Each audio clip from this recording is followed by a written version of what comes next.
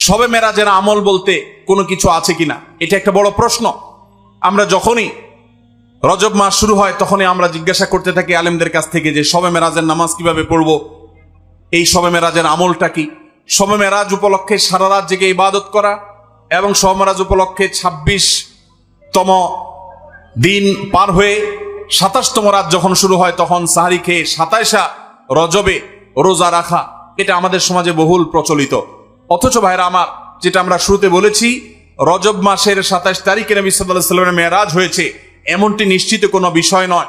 নবীজির মেরাজ হয়েছে সেটা মহাসত্য, সেটা চরম সত্য। সেটা কি রজবে হয়েছে, না জমাদাল, নাকি সে রবিউল আউয়ালে হয়েছে, নাকি রমাদানে হয়েছে, নাকি শাওয়ালে হয়েছে, 15-16টি মত আছে ইতিহাসবিদদের। যদি ধরেও নেই আমরা রজবের এই 27 তারিখেই হয়েছে, যেমন কোন কোন ইমামগণ বলেছেন, সে আলোকে যদি আমরা ধরেও নেই, তারপর আমরা বলবো নবী সাল্লাল্লাহু আলাইহি সাল্লামের মেরাজ হয়েছে হিজরতেরও আগে। এরপর নবী সাল্লাল্লাহু আলাইহি সাল্লাম প্রায় 11 বছর বেঁচে ছিলেন।